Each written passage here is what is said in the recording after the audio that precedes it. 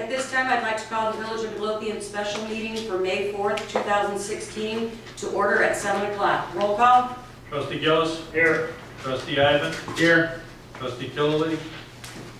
Trustee Kreis. Here. Trustee LaRue. Here. Trustee Moskal. Here. Mayor Ryback. Here. You have a forum. Please stand for the pledge. I pledge allegiance to the flag of the United States of America and to the republic for which it stands, one nation, under God, indivisible, with liberty and justice for all. At this time, if you would like to address the public, I will open the floor to public comment. Yes. Valerie Weiskirk, Midlothian, Illinois.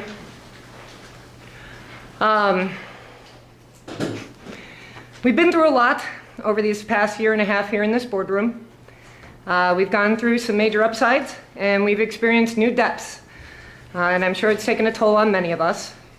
As a contributor to both sides of that equation, both good and bad, I know the critical importance of presenting facts prior to sharing any opinion I might have formed about the matter.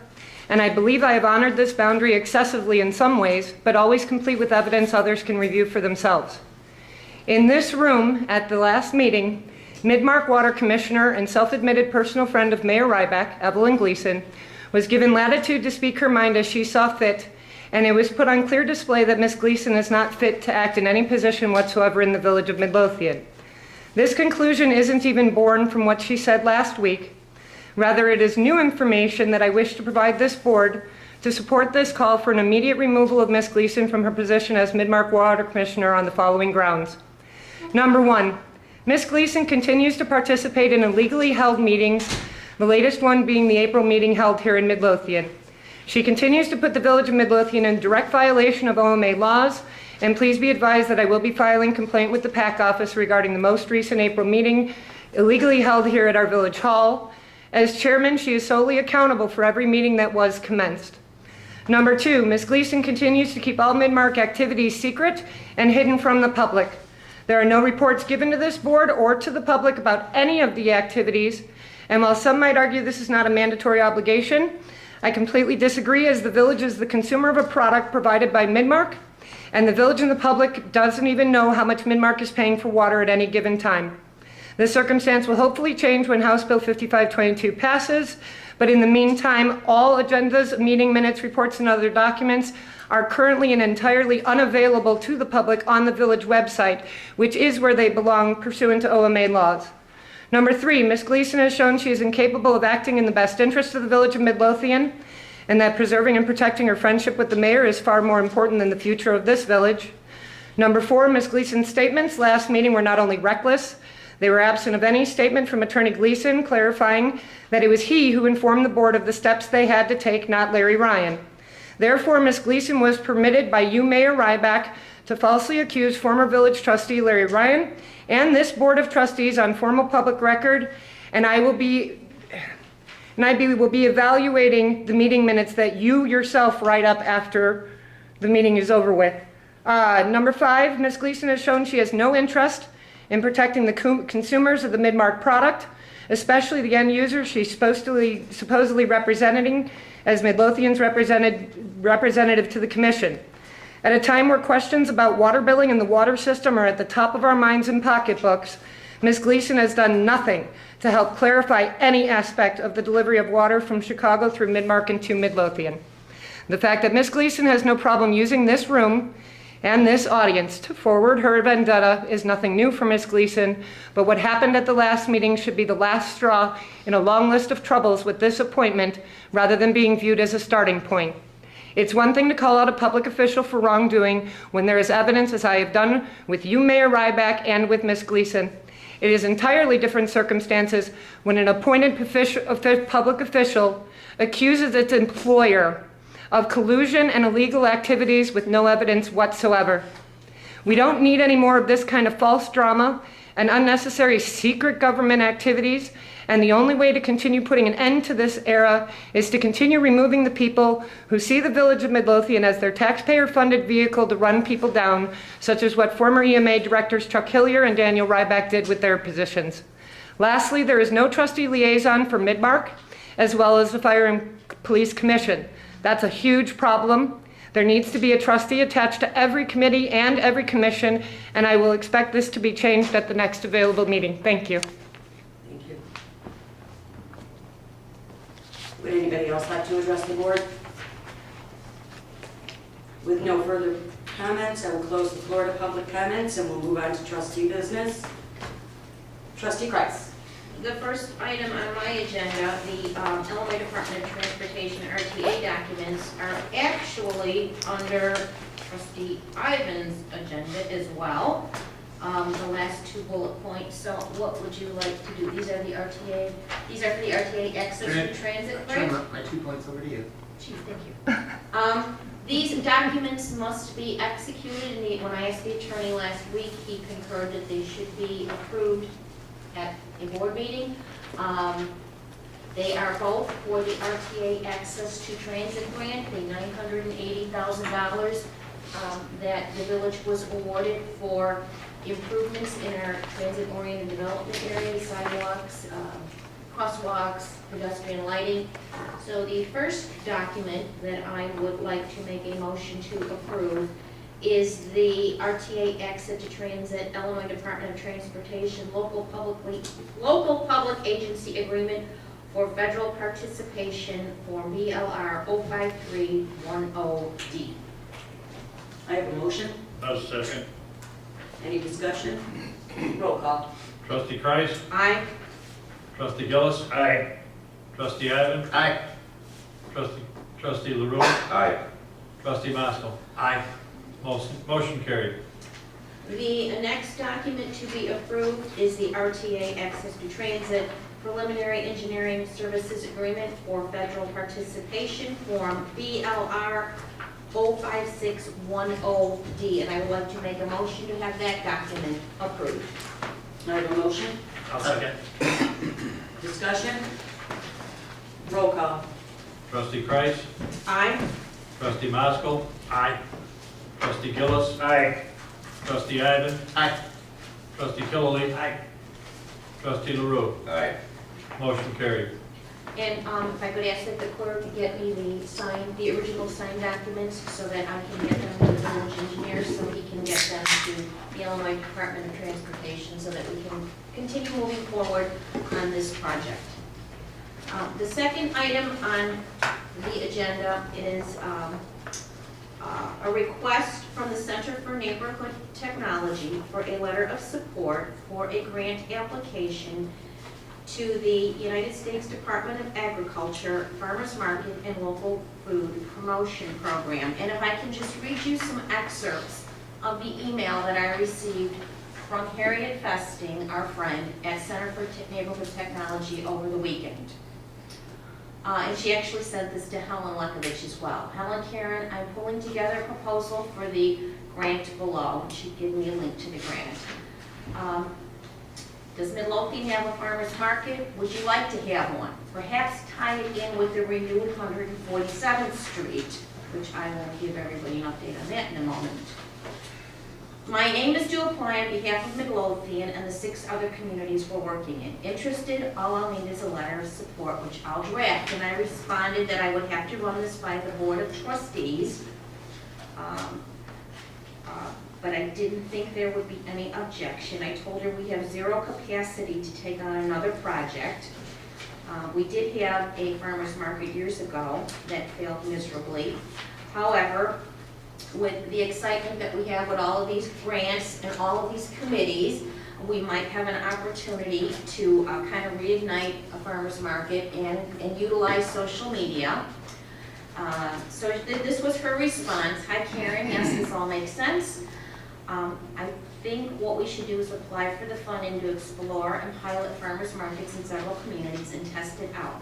In this scenario, Midlothian doesn't need to commit to anything and you can back out at any time, which I wouldn't intend on doing. All I need from you is a letter expressing interest.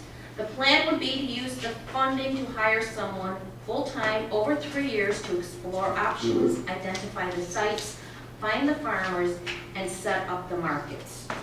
We are allowed to use the budget for entertainment and promotion, so if nothing else, we could have 2 to 3 pilot markets with lots of music and see if we can get people interested. How does that sound? And I told her we have the perfect site on the village green, we have the parking, so if there's no objection from the Board of Trustees, I am going to submit a letter of support and let CNT apply for a grant. Again, they would hire a professional to do this because we obviously cannot take on any additional project. So do I have the board's permission informally to go ahead and do a letter of support? Stay tuned. Again, if the grant is awarded, we would probably find out about it, Center for Neighborhood Technology, the end of this summer, and this would start taking place next summer. But again, Harriet continues to look out for every opportunity for Midlothian, which is huge. I would have never known about this if it weren't for the Center for Neighborhood Technology. The next item, and I put this on here as a placeholder because I didn't know what I would have, but I actually have quite a bit of information to share with you on the US EPA Brownfield Assessment Grant, and specifically drive time. I believe I sent everybody an email over the weekend on Peter Cambros's conversation with Drive Time's environmental consultants out of South Carolina. And there has been additional conversation since that time. And as I indicated to the board, they want a new NFR. And we do have one, it's old, but they want a new one. So we've had a number of emails back and forth since I sent the board the update. And Peter had indicated he could work with their environmental consultant to conduct the Illinois Environmental Protection Agency SRP activities in support of securing the NFR for the former Dodge and Chrysler property. He said they're preparing an engagement letter for the consultant's review and approval. And then I'm getting these emails from him, and this is where this jumped out at me. Because I asked him about the timeline. How long would it take to obtain the NFR, no further remediation letter? He said likely 6 to 12 months. According to the Drive Time's environmental consultants, they don't believe that Drive Time's acquiring or leasing the property would be dependent on the issuance of the NFR. That precipitated a conversation today, a lengthy conversation that I had with Peter. And this is what Peter relayed to me. Drive Time's environmental consultant said to him, again, this is not the real estate person, their environmental consultant, that they are reviewing options, their options for possibly leasing or purchasing the property. I said to Peter, well, that's interesting because the village has a redevelopment agreement that has been executed by both sides and a contract for the sale of the property. I said, and I don't think anywhere was it ever mentioned by the Board of Trustees that they were contemplating leasing the property, but that I would check with the board tonight. So there has been a tremendous breakdown in communication somewhere, and I'm not sure where. Why they would have the idea that leasing was even an option. And I think we need to, I've got to get a sense, or we've got to get a sense here what we want to do with that property and communicate it to Drive Time so that either they go ahead and they consummate the sale, or we end negotiations with them. I know we approved a 30-day extension, so I'm kind of in a quandary here, but I need some. Well, I can shed the light I know on. When they asked for the extension, they also asked about the option to maybe lease the property instead of purchasing the property. And I actually brought it to the board at that time, and I said, would we be interested? And I knew the answer was going to be no, we need the purchase, we need the sale of the property. So I emailed Sean Fitzgerald, who is from Drive Time, and told him that while you guys would entertain the 30-day extension, that a lease option would be totally out of the picture. We need the sale of the property. And that's where I've left it. And how long ago was that conversation, Mayor? It's before we signed the, it's before we signed the 30-day extension. So why their environmental are saying that we're going to lease it, No, I he made said it they were an very option. clear. I mean, he said it was an option. No, I know, but I made it quite clear to Drive Time that we are not interested in leasing. We don't want to be landlords, we don't want to hold the property, we can't afford to keep the property, we need to have the sale. Okay. So that's okay. what they know. I would not enter into a lease without the board at all, and I don't think it's in the best interest of the board to even contemplate a lease. No, nor do I. I think leasing, we would not even have the benefit of property taxes because we would still own the property. So it just makes no sense. Right. It's also strange because they've applied for a sign permit, but they haven't even purchased the property. I mean, none of this And all the makes sense. contractors have registered with the village as well.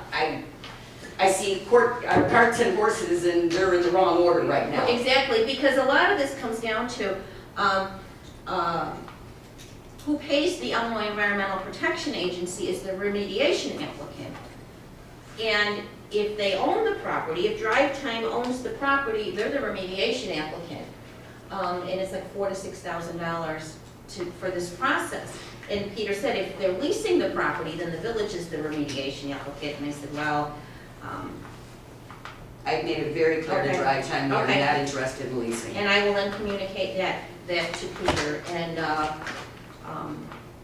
they're gonna have to, obviously, They got their close on 30 the days, they're property. going to have to close, on the correct. property, and then we can work out the environmental issues, which Peter doesn't think are an issue, and I just wish we would have had him involved in this sooner, because he can really work through the process, as I indicated in the email. Their environmental consultants are out of South Carolina. They do not have any connections with the Illinois Environmental Protection Agency, both Peter and I do, and so we can really expedite, navigate that process with Illinois law. However, I've been receiving emails from the other developer interested in the property. I did send him the RDA after I had asked the attorney, and I sent that on Thursday. Received an email from him. It was very helpful for them to have the RDA, and they want access to the property for another inspection either tomorrow or Friday, and I'm working out the details on that. They want them in the property so that if this whole thing somehow falls apart, we still have somebody else interested in the property.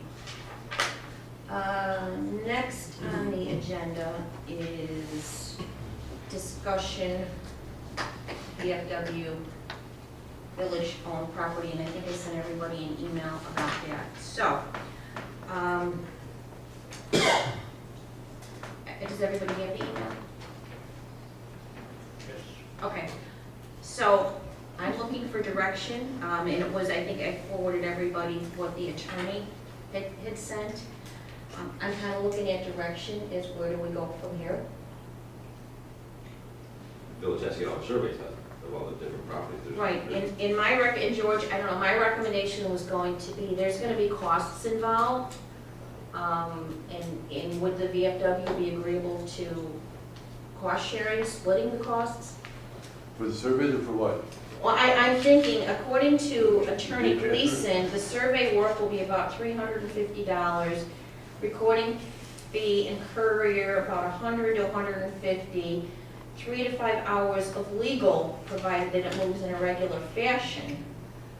So I think, I just think the board that would be my recommendation, that we split the costs and the attorney's fees. Now, the one survey we already had done on our property already, that's the current one. I have to follow here, the attorney said in order to effectuate the sale and acquisition, we're going to need a surveyor to give us the exact measurements of where everyone's property begins and ends. I sent him that survey.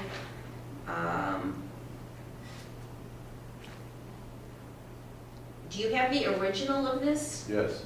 Let me see if that would be sufficient, okay? Let me check with him to see if because it's dated May of 2014.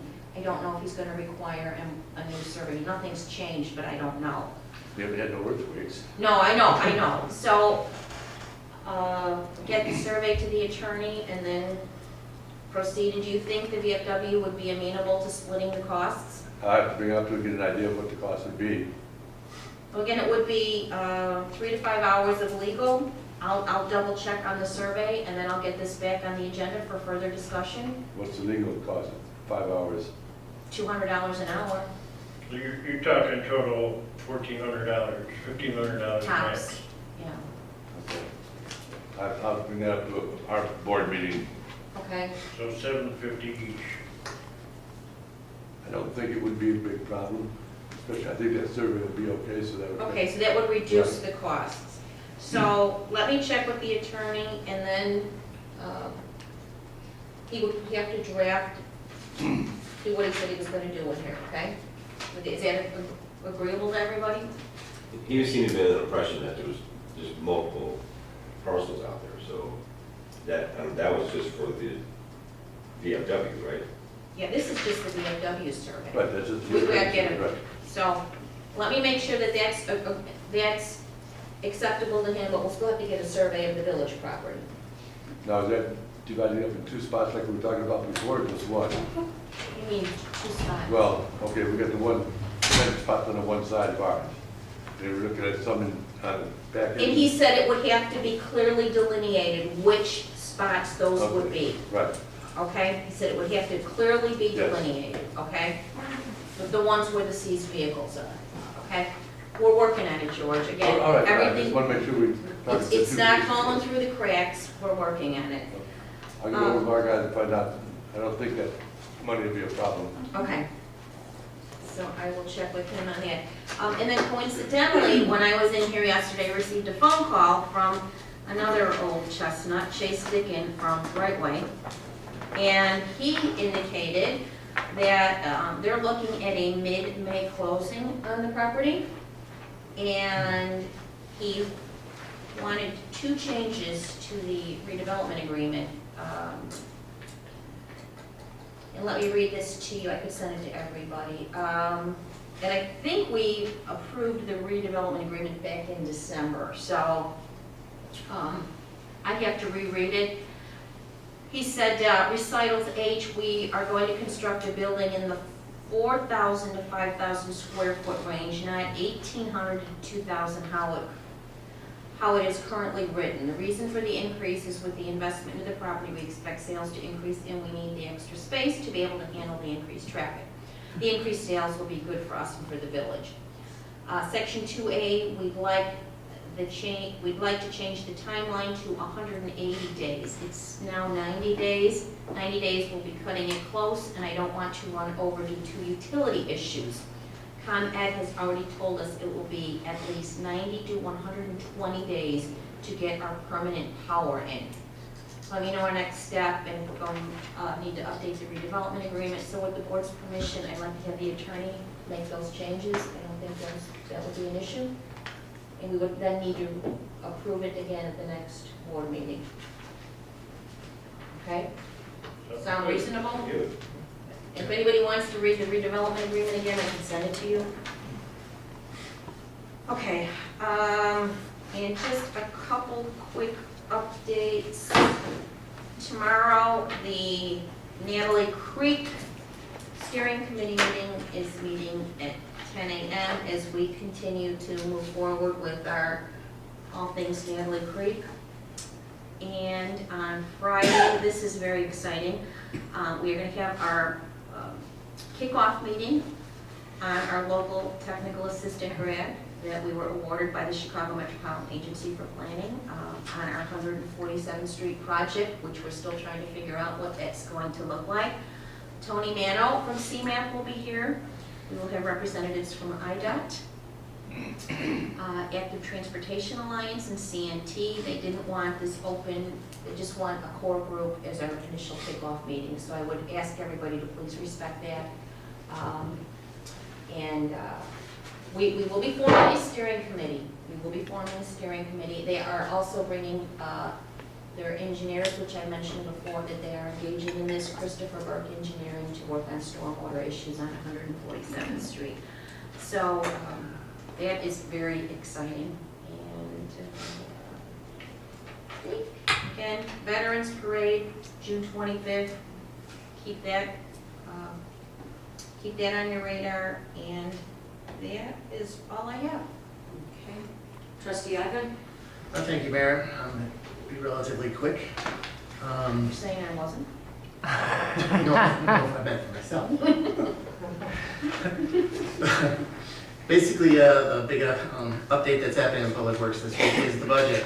Joe's working on it. He's had to touch base with Robinson, the treasurer, and our former superintendent to work on the budget, and he expects to have it completed this week. Part of the hard part, I guess, is straightening out what all the general ledger accounts are all attached to and what should be associated with it. But he expects to simplify it with the help of the treasurer and complete it quite quickly. The other thing that's related directly to Public Works was the employee to attend that 40-hour South Suburban welding class. He talked to SSNA, and we might be getting a discount, so it'll be like under $500. So once he gets that, he'll send out a memo detailing it a little bit better. I have a question for Carl, if you don't mind. Mike, the mechanic, is the one going to this class? I don't remember what this Yeah, was. Mike, yes. Was it Mike? Okay. I know that with him being our only mechanic, and this is a 40-hour class, so any work he did that week would be overtime. So is the intention to just send him to class? Hopefully it is, and not. Yes, I believe that is what Joe's intention was, to send him to the class full time. So I just want to make sure that the class doesn't cause an occurrence for overtime. Okay. I can verify that with Joe. And I know that there may be emergencies that would supersede that, but just for regular repairs, he would be working when he gets back from the class. Okay. I just don't think that that would be in the best interest. All right. My other item was the come up with a plan for the chamber audio video recording process. Trustee LaRue asked me about that at the last meeting when we talked about it. And basically there's two simple solutions. One is to use our existing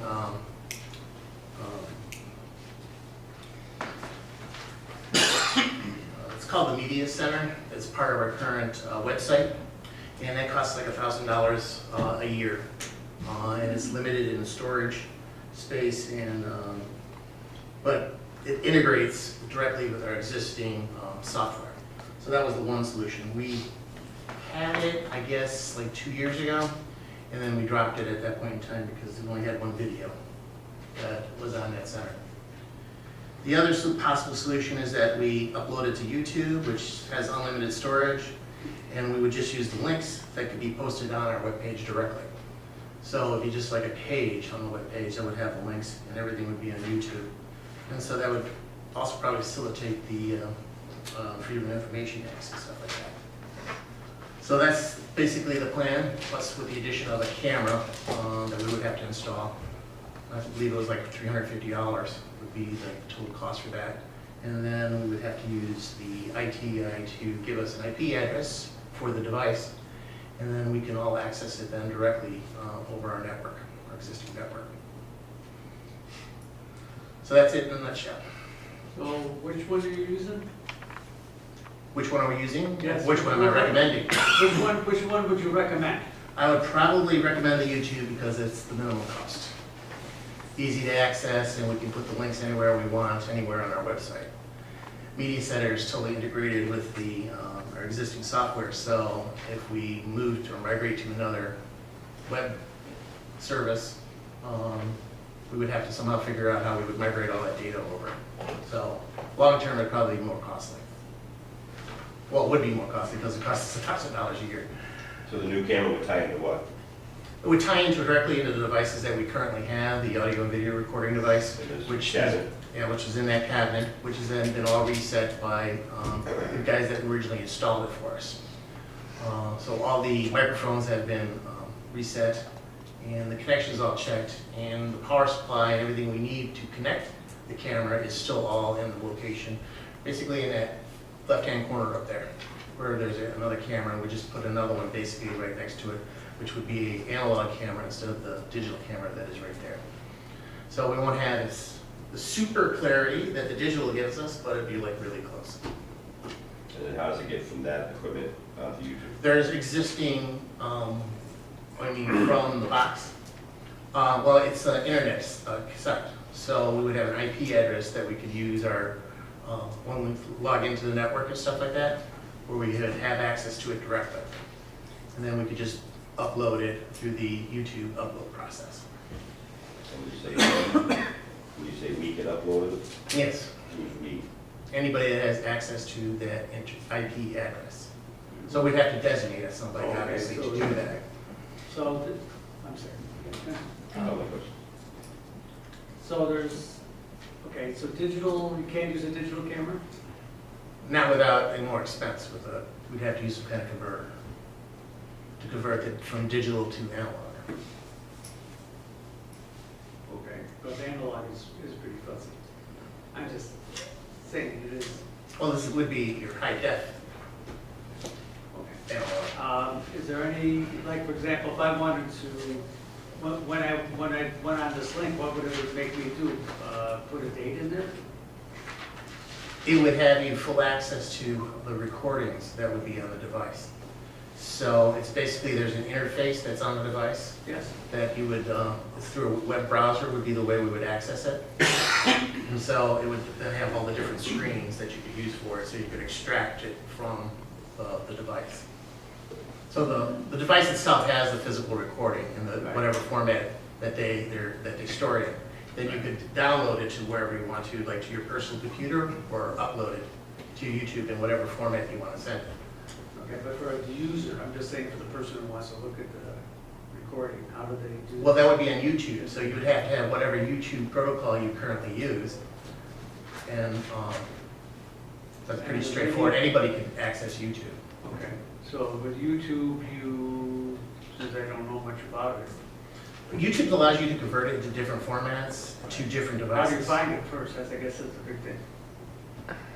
How do you find YouTube? I mean, is it a direct link to the, How do you find the Village of Midlothian? how do you find the Village Midlothian video?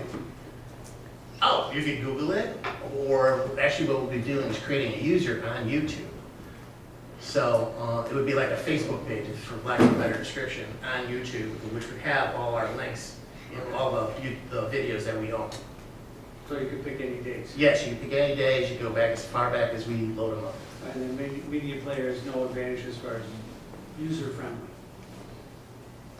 The Windows, the media player. Oh, Media Center, Media Center, yeah, there is no, the difference between the two is, I wouldn't, well, I couldn't see any major, difference, except that you're on Midlothian's website using that particular format, which is kind of old already, but YouTube is up to date, it's current, it allows you to access it via Google, any other, like search engine would be then referenced in that way too.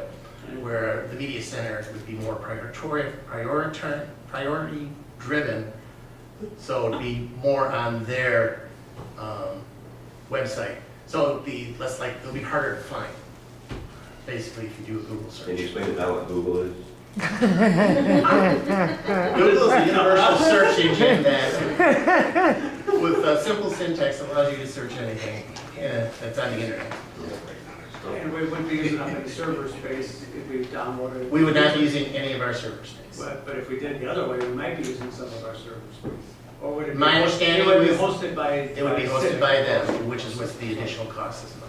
Okay.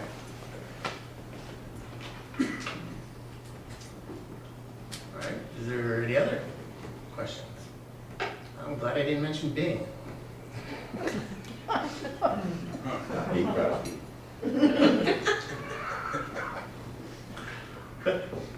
Mayor, Can I ask you a question, Carl? Yes.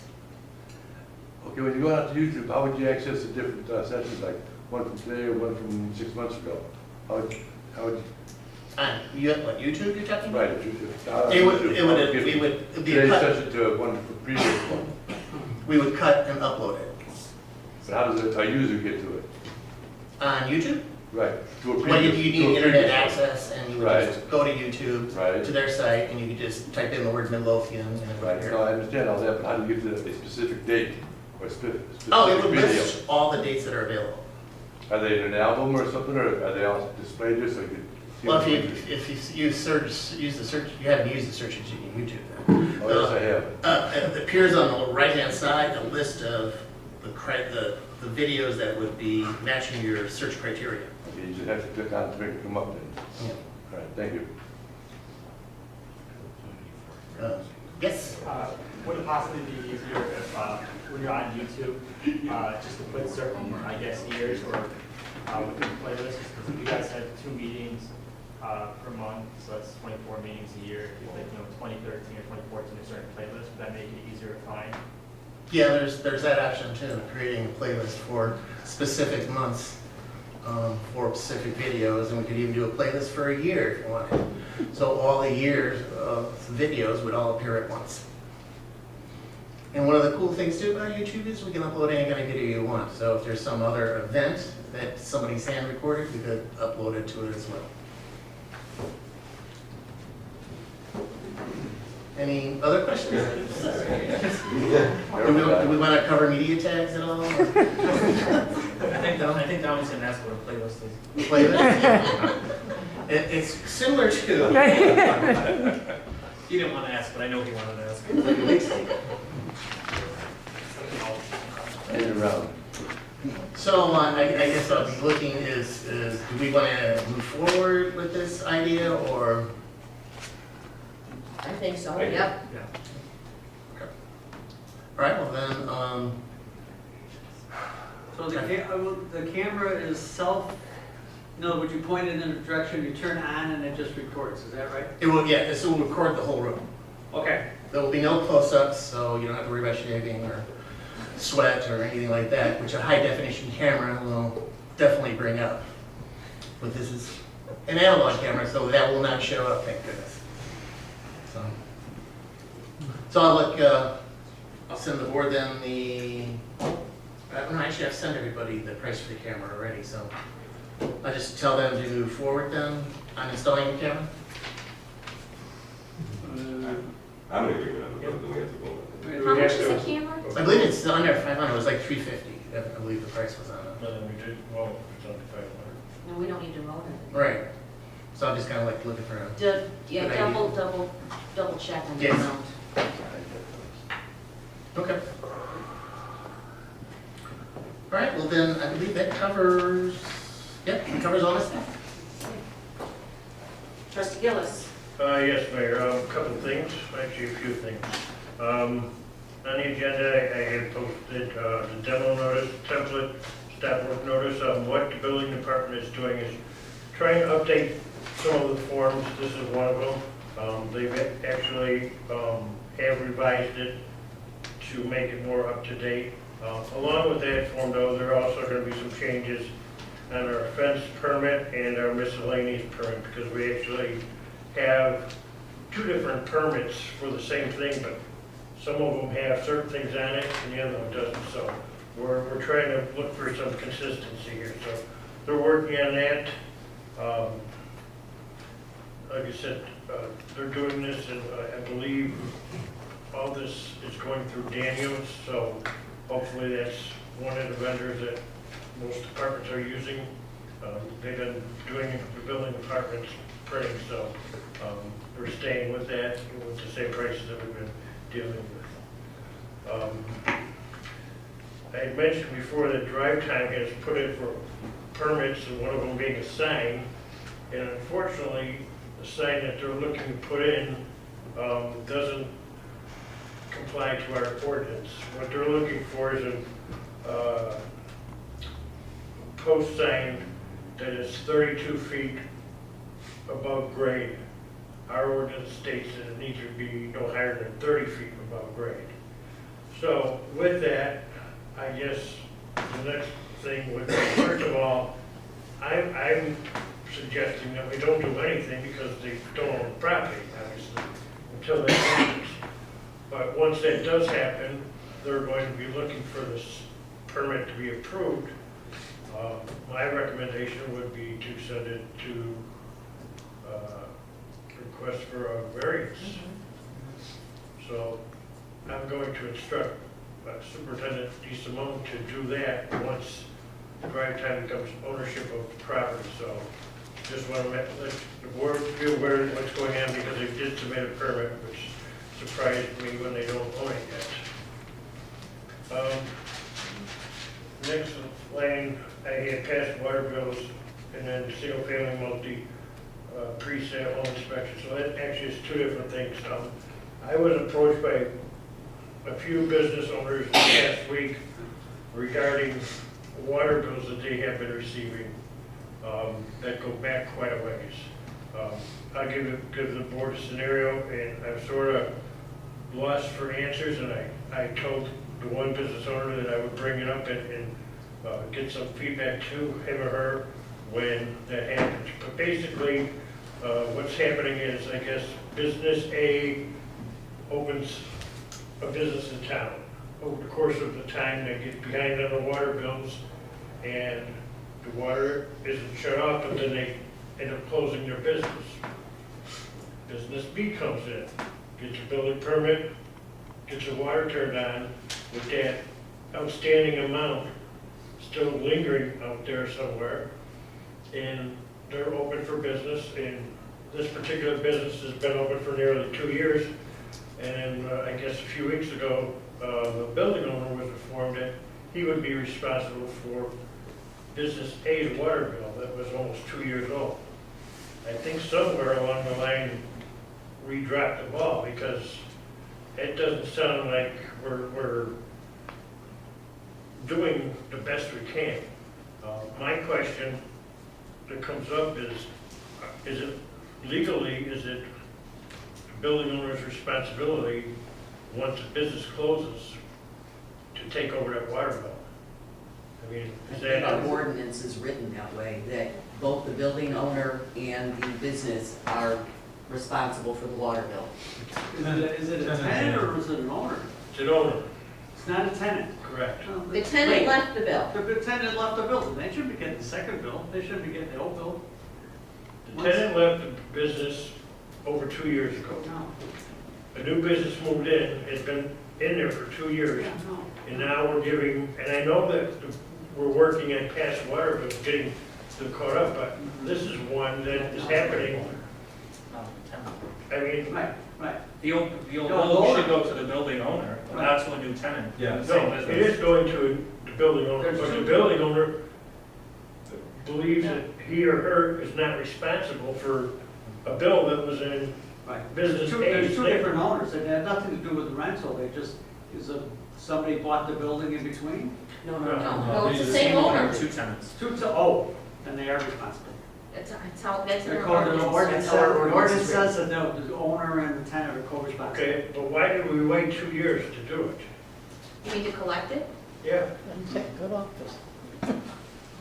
I know They're that responsible. Nicole and Robin, because I'm in here a lot during the day, and they are doggedly working those Right. accounts. They are. They are. Yes. I can't explain why it took that long for them to jump in and try to collect. And they're doing a great job. And Don, could we get a receivables report? Yes, we did. Pardon? We just got it. It was on my desk. Okay, but we missed a month. We missed a month. We missed a month. We should have had a water. so our ordinance states that the building owner is responsible for a bill. Co-responsible, tenant and owner are co-responsible. Right.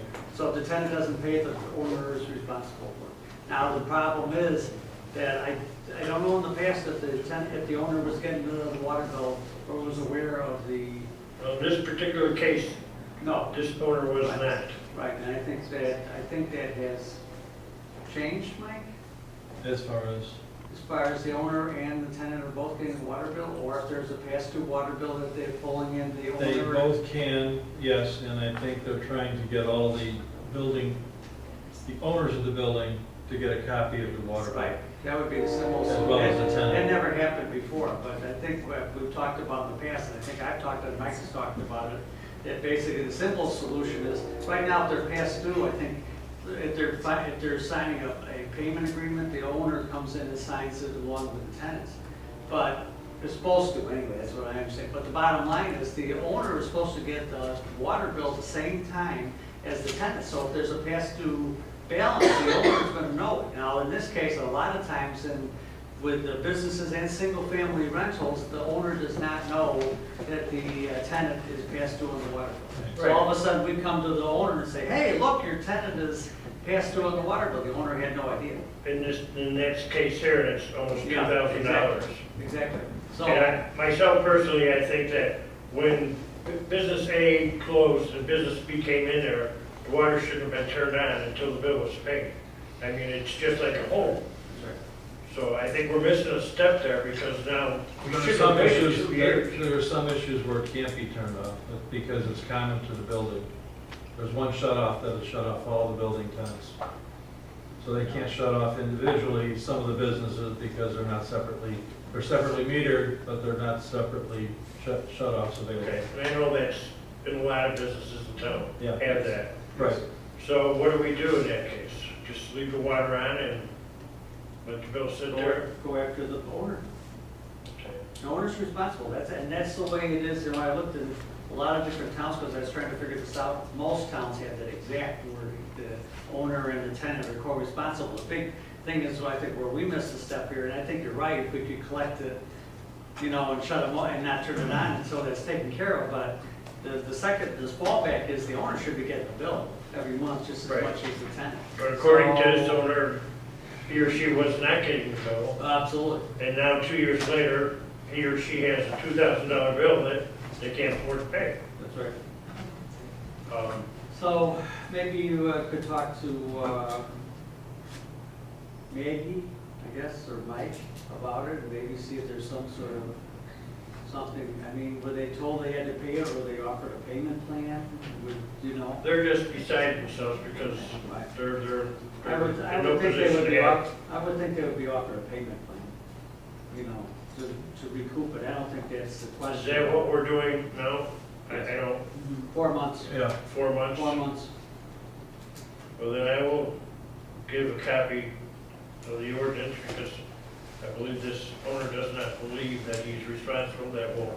But the thing is, if we go back a step, when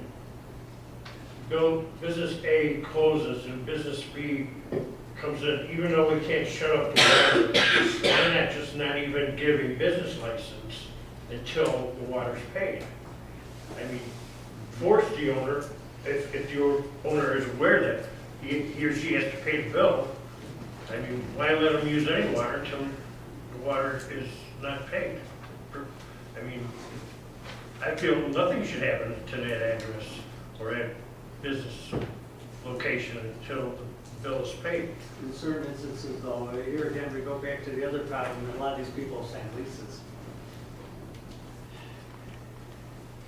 I mean, they're, in certain instances, will they be stuck for the lease even if they can't operate, I think that's something we have to talk about. We have to have a meeting of the minds how this is supposed to happen, because, our permits, some of our permits still say, I believe, that for plans, you have to have a lease. Right. And that's something we're probably working on. Yes, right. We don't want a lease on there because we don't need to see the lease. But hopefully, people that are potential businesses in town will come through and look at our ordinances before they sign a lease. Right. That's where the problem is. They don't know the financial responsibility that they occur with some of the business owners in town, because they're just not aware of it till afterwards. Yeah, I would make, I sort of would propose an ordinance that makes it mandatory for the owner, the leaseor, to give them certain information from the village about regulations for business ordinances, and so hopefully they would get it before they sign the lease. Right. So in other words, they would have this information in their hand before they sign the lease. Because that's the only way a lot of these people are ever going to find out. Right. And I think you're probably working out of the building department some, not only to change the ordinance, but I'll bet you we should be talking about, a little brochure about, hey, you're opening up a business, here's what you should know, And it also should work for the owner too, because, we require a deposit for homeowners. Why doesn't the owner of a building require a water deposit if he or she is going to be responsible? Right. I mean, those are some options. So we have some things to work out there. From our angle, again, I'll try to make sure that all owners are getting the water bill just as much as their tenants. Yeah, because it made me very uncomfortable trying to explain why Right. we waited 2 years to try and collect on a water bill. Oh, yeah. I mean, Oh, yeah. That should never happen. It should not happen, I agree. next on my list is the building department would like the board to consider developing it or enforcing an ordinance once it's developed for the inspection of for sale properties. This would be single-family properties and multifamily properties. If you recall, over a year ago, we had that home on Keeler with the mold issue. Legally, we couldn't go in there and inspect it because we don't have this ordinance. This would give us that latitude to make sure that all of our building codes are being followed or up to date so that new homeowners aren't stuck in a position where they find out afterwards that, oh, wow, I got mold in my attic, using that example. But there's many of them. I mean, you know, So you're proposing to do it before it's sold? correct. Before it's Actually, sold? that, For sale ordinance, so that the house is inspected before it's sold. but in that case, Jerry, that was a renter who was in there, I think. That was a renter who was in there. It was for There could be a sale. lot of those. It was for And sale. they was, It it only when it was was for Because they sale, couldn't okay. sell it. That was for sale. But there's many instances, I'm not just talking about that one. One would be, you know, somebody who's got 6 layers of shingle on their garage and they need to put a new roof on it. I mean, it should have been done before it was sold. There's many instances, you know, it could be electric, it could be plumbing issues. But this way, it also does 2 things. The piece of property that's being sold will be sold with all of our ordinances being followed, and B, when the new people come in, they're not gonna get any surprises, because we've inspected the house and we made sure that it's up to code. So it works both ways. I guess my question would be, the big question is, we'd have to attach a fee to that for the inspection. Correct. And what would be the capacity, as far as, us having to hire additional inspectors to do the inspections? I don't think we will have that need right now until we get into it. Right, but I'd like to have some idea of what, Well, what I'm doing is just bring step 1, seeing if the board is interested. If they are interested, then Superintendent DeSimone will write up some of the requirements. It'll give us a scenario of how it would play out. But basically, it would just fall under regular inspections that are code enforcement and home inspections or property inspections are done now. We just bring an added element to it. Does he have any magical formula for being able to inspect government sales? Because we were told we couldn't inspect those, but with his past experience, does he have any way of mandating inspections for those homes also? You're talking about VA? Fannie Mae. Fannie Mae. I will inquire, but I think, well, I'm not going to think. I'll ask him. So I will get him to move on that and get a fee schedule with that and approximately, you know, how long it takes to do one home based on inspection from ground floor to the roof, so. I have one question about like as-is homes or handyman homes, as you may want to call them, that aren't, like, you buy them and they're not fit to live in. That's a good question, I don't know. I mean, if it falls under a as-is, I guess we would have to get a legal opinion on, you know, how our codes can be enforced, or if they can be enforced. Yeah. I will do some research. I'm sure Superintendent DeSimone will have an answer. He's actually pretty updated on this from his past employment. So it's an avenue that he recognized from day one that we're dropping the ball as far as doing the best we can do. So, and obviously we're aware of that from past experience of some of the issues we've had. So that is being addressed along with our address, location for emergency services. That's been on the back burner, but obviously with no superintendent, we didn't have the personnel to get that going right away, but they are working on that. They're also working on our sign ordinance that was revised in November of 2015. And they are also hoping to start interviews for a part-time code enforcement officer. They have it posted on the website. Mayor, if you could possibly, I believe you have the resumes of the individuals who applied for the superintendent's position. There's possibly 2 people in that group that may be interested in this part-time position. I'm giving to you. Okay, thank you. So they're working on that, and obviously with our part-time inspector working Saturdays, that limits him to 24 hours during the week and 40 hours for our superintendent and our clerks. Our clerk and our part-time clerk is only working 20 hours a week. So our hours are limited right now, so they're doing the best they can with the amount of work hours they have. And these are the priorities that they're working on, so just let the board be aware of that.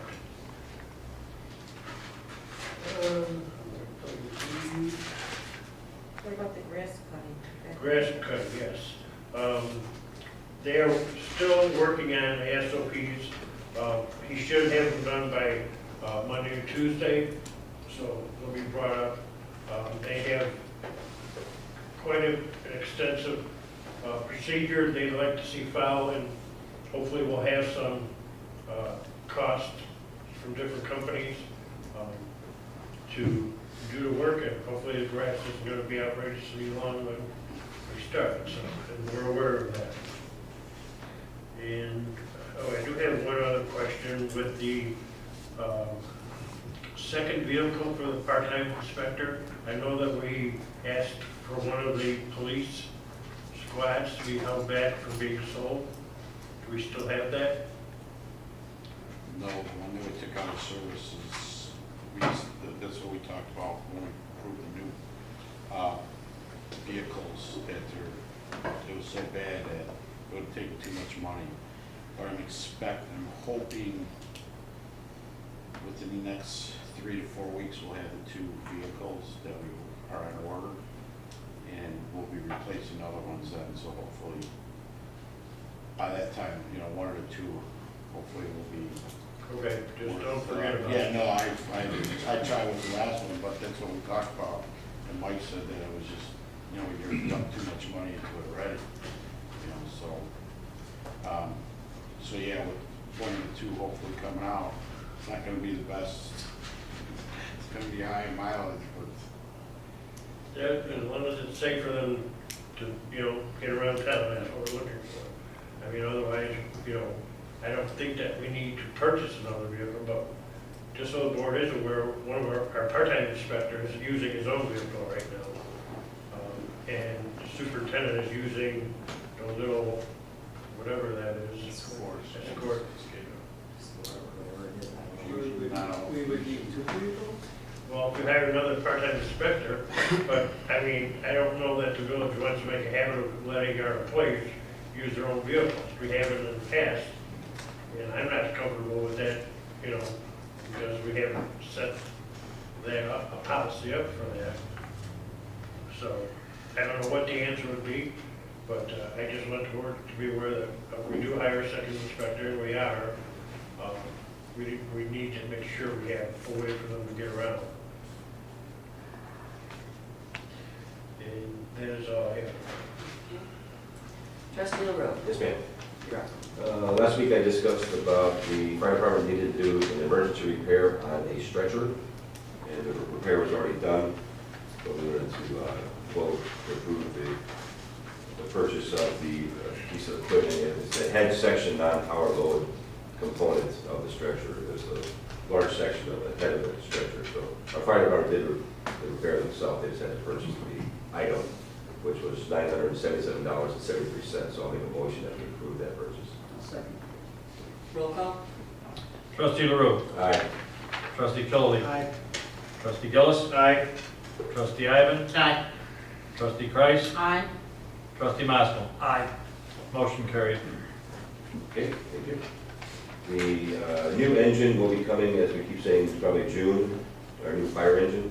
And part of that fire engine purchase, there will be the need to replace equipment to be put on it. And one of them is the fire rescue gas saw. So next week at board meeting, I'd like to bring that for approval next week at the board meeting. Next week, okay. It's When you gave it to me, I didn't know if you wanted it approved this week since we were voting this week or, okay. Are we replacing an old one? Is that what we're doing? Yes, I sent an email from Chief Hotwire. I seen the price of a new one, but I didn't see in there that. When it had been purchased, it was a number of years ago. I think it was actually a donation from Mr. Chuck Hilliard.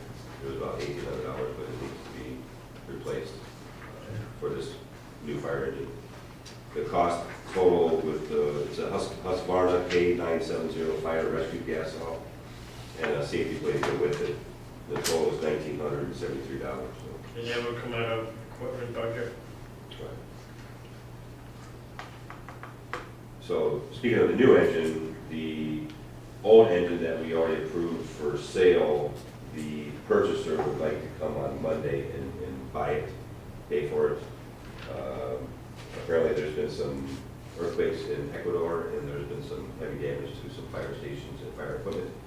Apparently some loss of life of some firefighters as well. So he would like to come on Monday and pay for it and get it done as quick as possible. So Chief Hotwire just wanted to let you guys know that he'll be taking that engine out of service so it doesn't get damaged before Monday. We need an ordinance though, don't we, to We sell? already approved the ordinance. Oh, we did, okay, okay. Yes. They're paying $12,000 for the old engine. So I want to make aware of that. Next week on board agenda, I'd like the approval of the outdoor pyrotechnical fireworks display permit for the Midlothian Park District for June 24th, 2016. Okay, everybody got a copy of that too, right? And what else? Oh, our fire department is very excited. I'll bring this up again more in depth next week at board meeting. They are getting involved with something called the Fire Up and Cure, and it is an event at St. Xavier University on July 30th, and there's going to be firefighter competitions, all kinds of stuff for kids and for families, and the money will be going, all the money they raise will be going to acute lymphoblastic leukemia, ALL, and our fire department has picked a child to sponsor, and his name is Jack Higgins, and I said I'll bring it all up next week at board. I'm sure Chief Hotwire would like to say some words too. So they'll be starting up GoFundMe pages and Facebook stuff, so trying to raise money prior to this event on July 30th.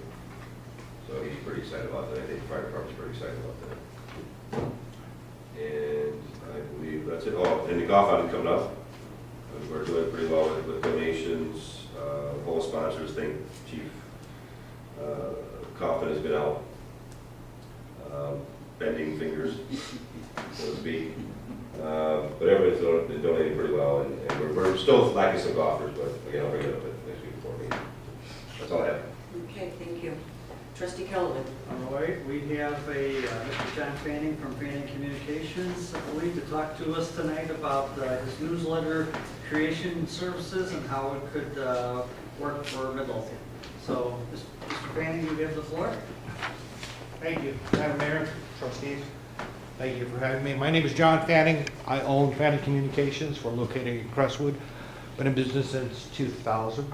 What our business is about is, in a word, marketing, but I hate to use that word because marketing has a bad day. Most people You know, even print shops say, well, we're in the marketing business, advertising, we're in the marketing business. In truth, we're the only marketing company in the south suburbs. Marketing, the difference between marketing and advertising, you tell people what you have to offer, and in marketing, you ask people what they need and want. It's a profound difference. So what I tell people is we spend 90% of our time listening and 10% of our time talking. One of the major things that we provide is strategic communications. Strategic communications is used by many governments. The United States has a multi-million-dollar, perhaps even billion-dollar budget for strategic communications. And we have developed a way to introduce strategic communications to small municipalities. Illinois is a very challenging state. I mean, there's more municipalities in Illinois than there is in Texas and Alaska combined. We have over 2,000 more governments in Illinois than any other state, more than California that has 39 million people in it. So all of these municipalities are actually competing against one another in many ways. And the big challenge that they face today comes in the form of social media. There's a lot of information that's out there on social media, and most of it is not true. Some of it is just misinformation, which is just mistakes or rumors that people pass along. Some of it's disinformation, which is actually more serious. It's a sinister thing where people know information putting out is wrong, they do it anyway. So we developed a program to assist small municipalities in combating that, facing the challenges of that, and do it in a way that limits their cost. And one of the things that we do, well, we do digital, we do websites, we do social media, and we do newsletters. We produce the Crestwood Advisor. Crestwood Advisor is a newspaper that goes out. Actually, it started long before we came along. We were asked to take over the Crestwood Advisor when they found themselves facing a huge crisis, water crisis. And we did. We took over their newsletter, we changed it, we listened to what the people were saying in the village of Crestwood, even outside the village of Crestwood. We developed a strategy to get the truth out, because that's all we deal in, absolute truth. We don't tell tales, we don't make up stories. It's either true or we don't do business with the municipality. So we did that, we were very successful. They've overcome that. In fact, since we took over, they brought in 67 new businesses. They're talking to 2 dozen more that are coming in there. So that town is very successful. We are also doing the Village of Oak Lawn. Village of Oak Lawn, based upon what we did in Crestwood, approached us.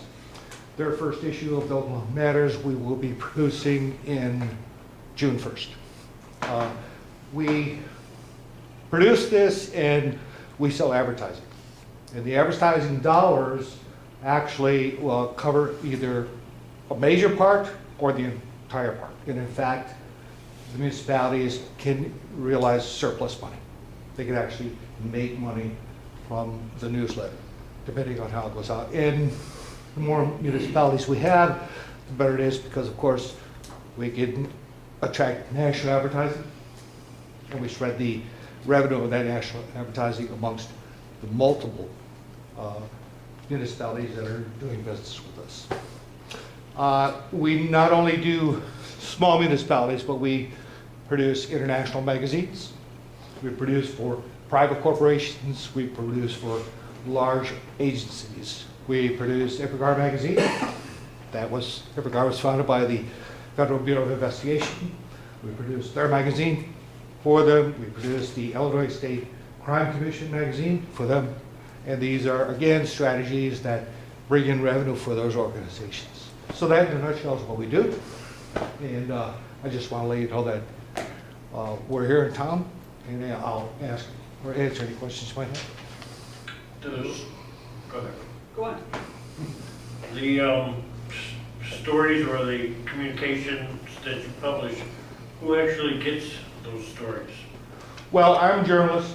I have journalists that have been with the Tribune for decades. And we coordinate with people within the villages, the directors or somebody in the police department, some in the fire department, somebody in the Parks and Recreation, what have you, and we get their information, and we compile it, we write the stories, so they're entertaining and very informative, and then compile the entire newspaper. Can you go over the costs again, John? Well, our cost for producing this depends on the village and how much is going out, obviously, for the printing. We don't do the printing, and we let the villages do that wherever they want. But I can give you an idea what the costs are. Our costs run about $3,000 per issue, and that's to create a 20-page newspaper. That's 11 by 17, tabloid newspaper. The printing for Oak Lawn, for example, for 28,000 copies that they're producing was $2,400. And then there's the postage that goes out. And the postage is inexpensive because it goes to rock delivery. It just goes to every house. Now it's important that it does go to everybody, every business and every resident, because that's what makes it so attractive for advertising. If you were, for example, if you wanted to mail to everyone in Oak Lawn, the postage alone, the cheapest way you could mail would be about $5,000. First class would be about $11,000. You can buy a full-page ad in that newspaper for $2,000. But only 5 ads in that newspaper pays the entire cost for Oak Lawn. Now, you can talk to, obviously, the people in Oak Lawn, the trustees and the mayor and Crestwood will be happy to tell you, I'm sure, what their experience has been with us and how it's been successful to them. But anything else? So the example that we were given at Crestwood makes an investment of almost $6,000 each month or thereabout. Each month, it's $6,000. Okay.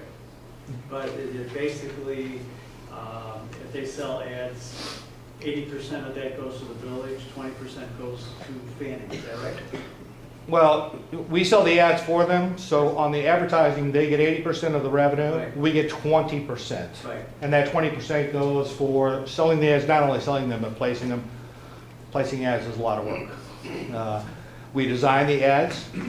We like to deal with small businesses. We like to deal with, mom and pop shops a lot. They don't have advertising agencies, so to incentivize what we're doing, we offer to create their ads for free. And that's part of that 20%. The 80% goes to the municipality. So I think that the most that I got paid from Crestwood is $350. You also do stories on other things besides the village? Yeah, Besides the municipal government, let's put it that way. Sure. We like to do the schools. We like to show people, we're in the community business here, and especially here in the south suburbs. And like I said, we do a lot of research. We do a lot of listening. A lot that's going on here in the south suburbs. You have people that are, especially now, you have a large migration coming out to the suburbs from the inner city, south side inner city. And I've talked to a lot of people in government around here. One of the things that's important is to instill a culture, a suburban culture for your community, which people really don't have because they're coming from the inner city. They don't know about, taking care of their lawns and planting and things like that. They never had it. They don't know, anything about it. So we try and bring that to them and instill kind of a culture and a community, and a sense of community, and that's what's really important. We also want to be that fact checker. I mean, when somebody gets something once a month in their mail, and it's official information from the village, it doesn't matter now what they're going to see on the internet or on social media, because they have a place to check it, and this is the truth. And we see that immediately neutralize a lot of the negative social media information that's out there. It works very well. And it's an important thing, besides the aspect of just, producing and making things nice. It really does serve a very important purpose. You mentioned seeking national advertisement or companies to invest in the paper. Sure. And just help me out here so I understand. If we did this, is it the village's responsibility to seek advertisement, or is it your agency? Ours. We'll welcome your input if you want. But it's, most people are just walking in the door. It's not a difficult thing. It might be difficult the first ones out because it's hard to sell something to someone who has nothing to look at. But that's becoming easier now because even before we published the first issue for Oak Lawn, we had advertising sales for the Oak Lawn paper. But that's because we had a press room to show people what it would look like. The national sales, the way we have this worked out is if the town, let's say they have a business here in Midlothian and they want to advertise. Well, they have a set price. The price that we charge is based upon distribution, just like any other publication. How many people get it? How many people are here? If they want to advertise in Crestwood also, they can do so at a reduced rate, a reduced Crestwood rate. Midlothian would be the full rate, and then they could also do it in Crestwood for a reduced rate, and Oak Lawn at a reduced rate. The opposite is true too. If businesses in Crestwood, they want to advertise here as well, they pay full rate for the Crestwood ad, and they'd be able to buy in Midlothian at a reduced rate. Reductions on 20%. National advertising, and because we are now at the point where we're putting out 80,000 issues, which puts us on a big part. That's a lot of distribution. National advertisers, we prorate amongst all of the villages based upon their distribution. My question would be, do we need to do this every month, or can we do it? Because we had a newsletter before that was produced in-house. Mhm. We did have somebody who could really write, and that person retired. She Mhm. was very talented. We did it quarterly. Could we do this every other month or quarterly to start? What's your recommendation? Well, you do it as much as you want. My recommendation is to do it monthly, only because everybody else is doing it monthly. And the reason for that is because if you're doing a monthly, all the other advertising that's going in already with Oak Lawn, I mean, you have consumers. And businesses in Oak Lawn want to reach them. And businesses in Crestwood want to reach them. So you'd be missing the boat.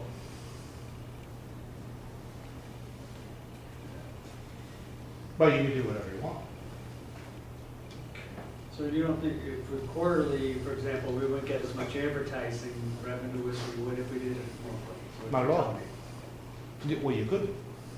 Right. Well, I mean, I'm just saying, Yeah. yeah, not only that, but it'd be hard to coordinate for advertisers, to try to figure out when we would send in our paper, and they're saying, yeah, it would.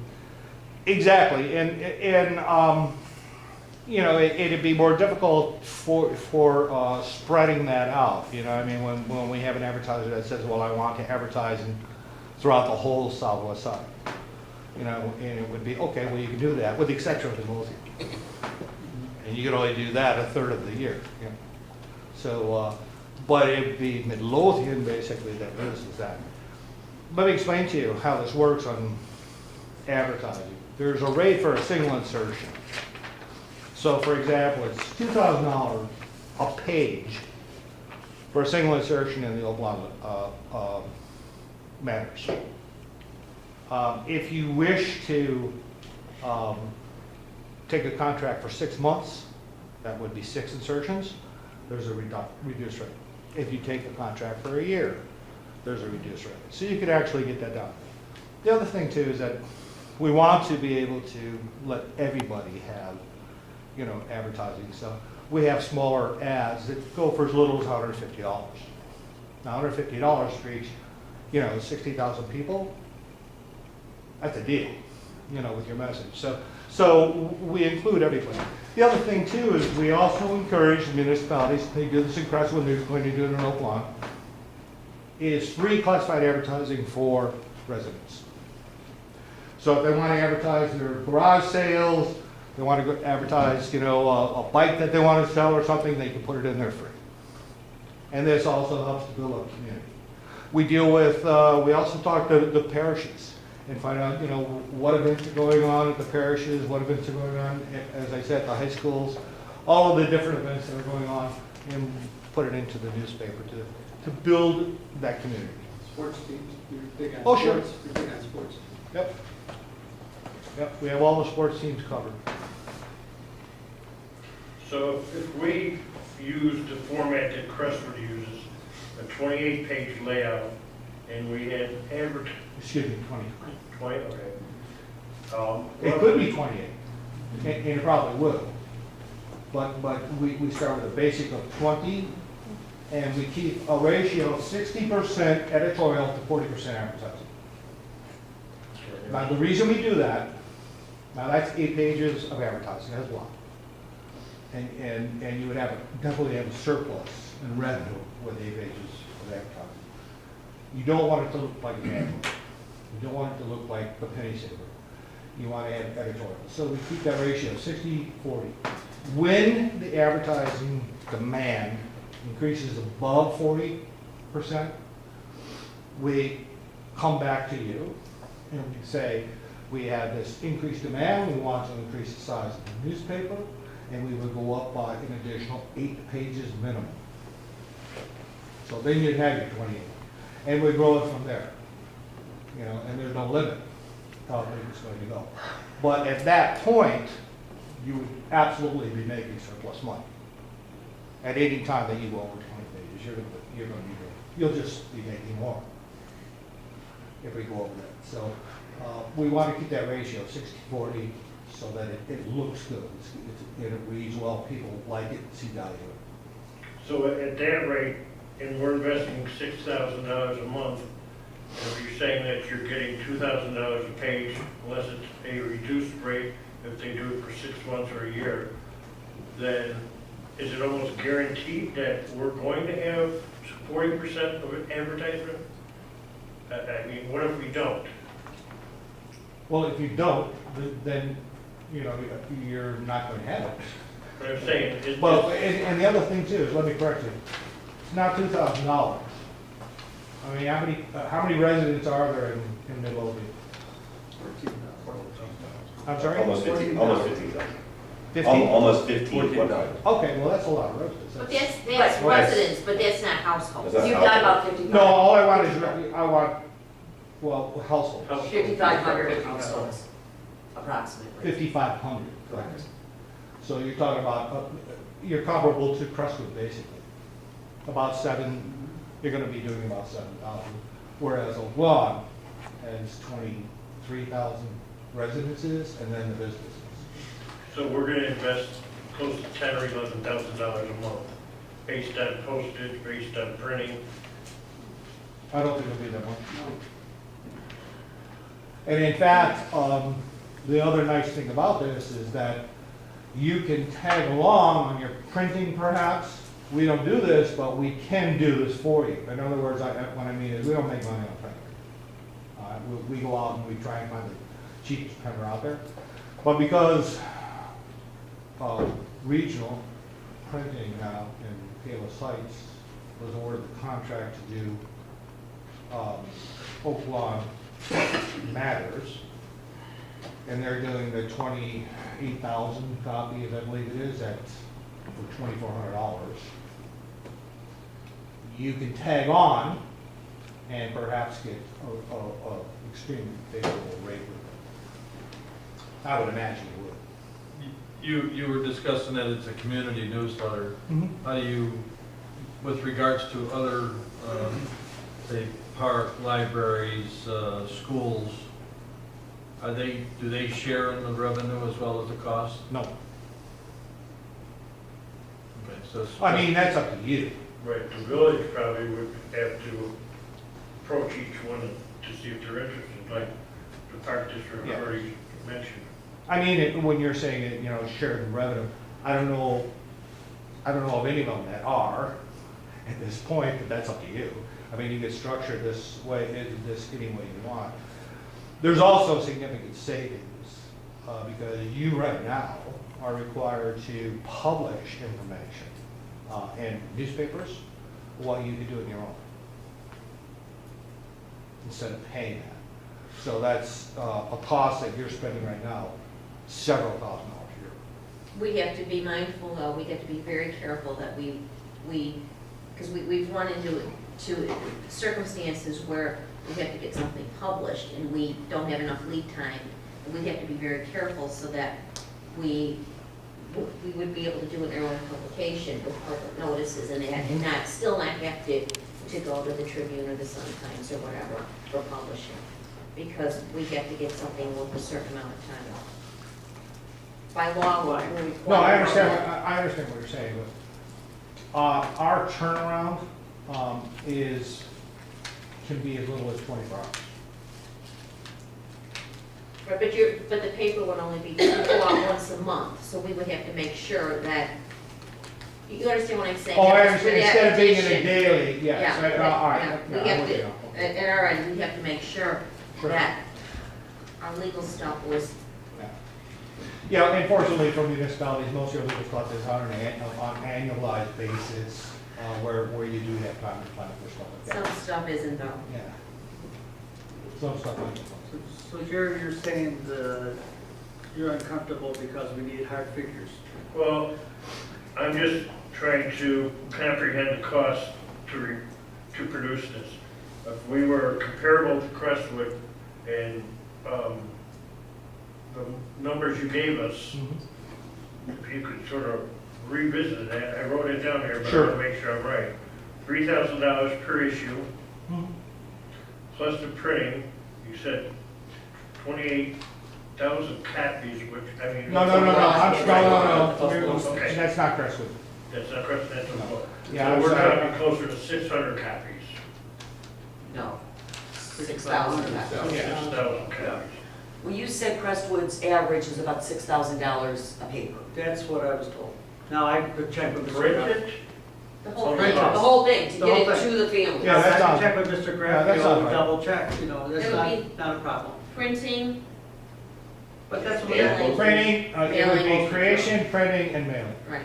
Okay, on a monthly basis, and then in that paper, 40% is the, Well, not guaranteed. right, Here's that's the- the here's the target key that thing. we're looking for. Right. And within that 40%, and you said it's not $2,000 a page, what would be the maximum that we would be able to get out of advertisement if we did hit that 40%? Well, I'd have to sit down and do the math on that, because if I were to tell you what the maximum would be, we would have to figure out the smallest ads filling every page of the 8 pages.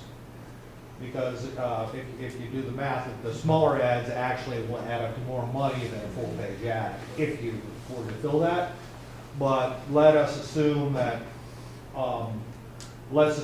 you have a rate of $700 a page. You have 8 pages.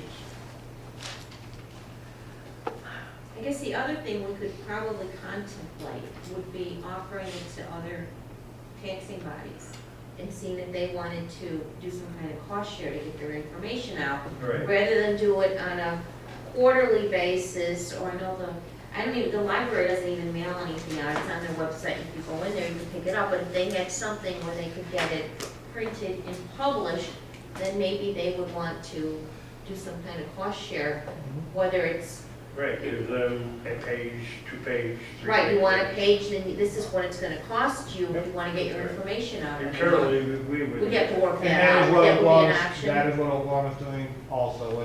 They have a separate rec and Parks and Recreation, Mhm. and a separate library. And Yep, yeah, so they're doing the exact same thing, and getting, and Mhm. trying to get them to come in. Cost sharing and revenue sharing? Yeah. Well, I don't know about the revenue thing, you know, I'm out of that. Okay. Well, That's you. taking it one step at a time would be the first thing. But I think I can ask Bill Graffio to find out what it costs Crestwood every month to send it out. And then we'll have hard figure as far as here's what's going on. Yeah, we're- But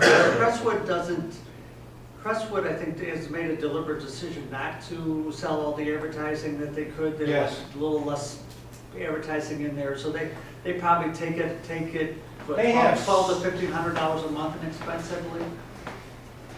They pay 12. Not from, well, not from us. Like I said, Overall. I don't know, I really don't, because I I'll don't, ask I can tell you exactly what ours is, and I think $350 is about the most that we've got, Okay. out of our 3,000. Okay. So advertising, you know, covers a lot of stuff, but, they have so much copy that they furnish us with, and, we've offered to put more in and go up even larger, and, I think they might do that. I think they're thinking about it right now. They're especially now that Oak Lawn is there, because, with Oak Lawn, I've already talked to the car dealers in Oak Lawn, and they definitely want to, move into Crestwood as well and be in that paper, so. Commissioner, ask a question? Mayor? Yes, thank you. Really quick, you said we would most likely be comparable to Crestwood. Where's the good faith mechanism and what protections are in place to make sure that when you're pursuing, especially the national advertisers, that our 8 pages of advertising, as we recognize the smaller ads do bring in the larger revenues, how can the village be assured that you will be acting in the best interest of the village? Because you mentioned, for example, it's a percentage. So if they go to Crestwood first, it's $100, and then the discount, if they're in Midlothians, is $80. What's to protect us from you pursuing the national advertisers and our not being that 100% if Crestwood and Midlothian are comparable? So that our 8 pages of ads, you know, we don't end up getting all the discount ads, and how can we be sure you'll be selling ads literally at that 100% percentage for the village of Midlothian? Okay. For a national advertiser, really? Well, yeah, but even local too. How do we know that you are putting Midlothian when you're doing your sales pitch and you're saying to someone, I believe you should be in the Midlothian newspaper and the Crestwood? Mm-hmm.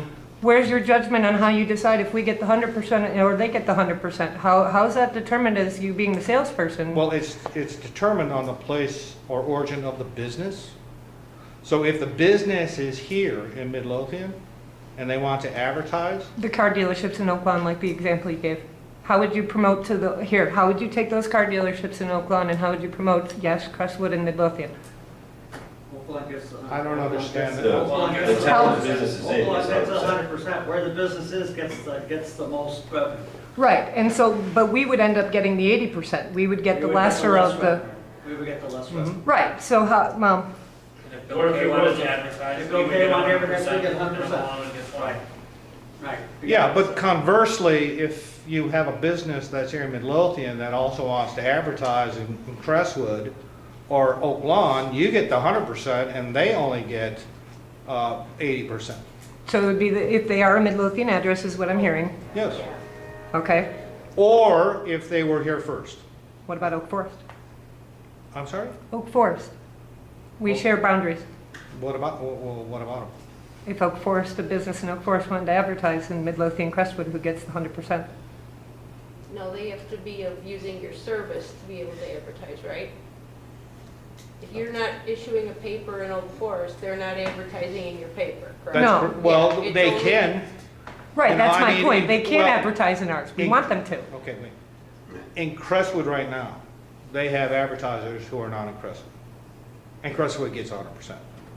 So if somebody in Oak Forest said, I want to advertise in the Midlothian newspaper, then Midlothian would get 100%. But they say both. They say to you, I want to If advertise in somebody Crestwood says they and want to get Midlothian. both, all right, then we treat them the same way we do as a national. You both share the revenue of that, and it's prorated based upon the number of distribution. Okay. Thank you, Mayor, for allowing the question. Any other questions? Okay, I'll find out some more facts and figures, and we can talk about it in 2 weeks. Mr. Baker, thank you Thank so you. much. Thank you, thank you very much. Thank you. Sure. I have a couple other things to bring up, so I guess I'll bring those up first before we talk. Carl, we got project managers, so we have the civic website redesign.